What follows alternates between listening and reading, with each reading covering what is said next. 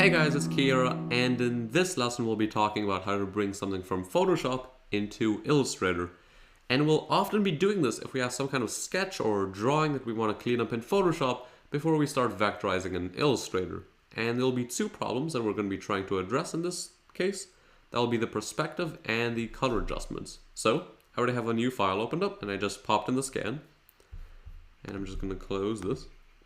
And we're going to try to get this as close as possible to just a black and white image that we can work with fairly easily in Illustrator. So the first thing that I'm going to do is I'm going to rotate it. So Command T and rotate while holding Shift. That way we get those perfect 90-degree angles. I'm going to hit the crop tool just by hitting C on your keyboard. And I'm just going to bring this to the sides.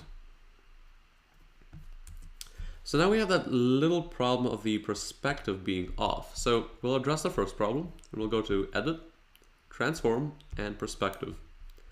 And we'll want to take the perspective from this right hand side and just shift it up just a bit. And it's already looking much better. If we just bring it somewhat right here, that looks good. And then from here, we're just gonna crop it once more. So I'm just going to bring this all the way down, all the way up, and just kill the space on both sides. Okay. So now we have to do the color adjustment in order to get rid of that grainy white around the logo and just be left with the black. So the easiest way to do this is to start off with the exposure. So we can go to the window, adjustments, a little panel will pop up, and we can click exposure.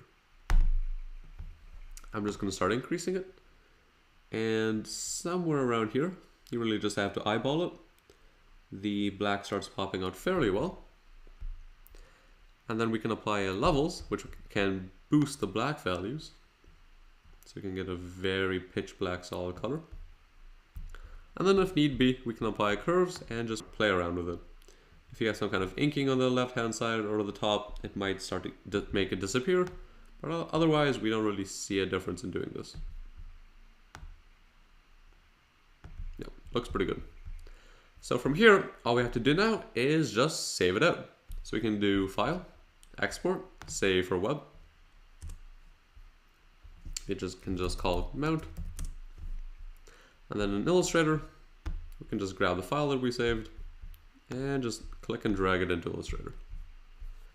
And I'll just make it slightly smaller and fit it into our document. Perfect.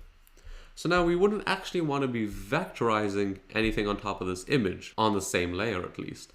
Because that way it'll get very messy, we'll start to get confused with the files, and we won't be able to check what the befores and after for our logo is while we're actually trying to sketch this out. So I'm going to go to New Layer, and this will be the layer that we'll be vectorizing on. And then I'm going to lock the layer with the image, double click the little thumbnail icon, and click Dim Images to 50%. That way, when we're actually working on the layer 3, or in this case just the layer above the image, if we, let's say, just vectorize this V really quickly,